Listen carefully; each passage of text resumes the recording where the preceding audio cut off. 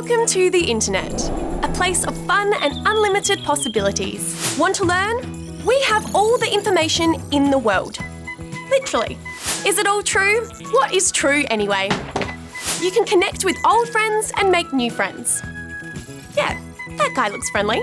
Did you say kittens? Of course we have kittens. There's also horrific violence, crime, hate speech and bullying. Okay, if the internet was a place, you'd probably think twice about going there. And yet, most of us spend a lot of our lives online, which is why in 2017, Australia became the first country in the world to create an eSafety Commission, an organisation dedicated to, eSafety. Under the leadership of the eSafety Commissioner, Julie Inman-Grant, it acts kind of like an online police force and has the power to take action against nasty things online. How much power? Well, that's kind of what we're finding out at the moment. Right now, the eSafety Commissioner is in a bit of a standoff with social media company X and its owner Elon Musk. It all started after videos of a violent attack in Sydney were shared on social media. The eSafety Commissioner ordered the violent footage to be taken down. X geo-blocked the footage, so it couldn't be seen in Australia, but the eSafety Commissioner wanted it to be taken down completely.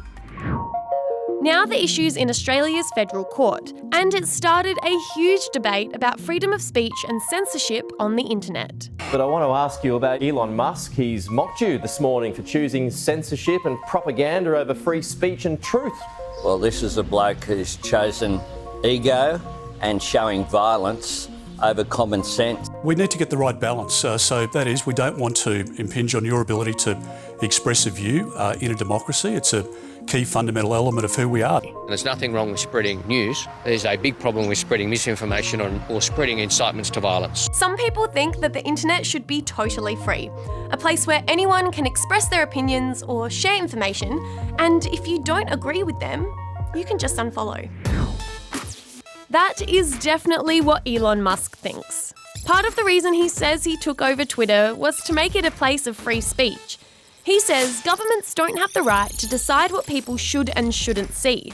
And if he says yes to Australia, he might have to say yes to other countries that are trying to control their people or hide stuff they don't want the world to see.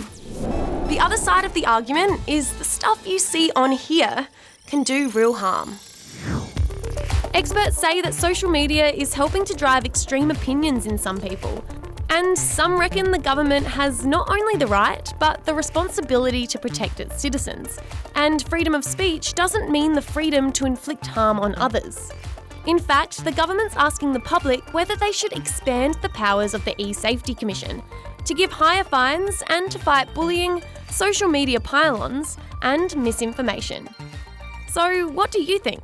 Certain people get offended and stuff, and then people stop using social media and stuff. I think the government should control what people are saying on the internet, because some is racist, some sexual, and people are just rude on the internet. I think there should be rules on what people say. There should be some limitations to what people can say. You can say almost anything except for a few hurtful things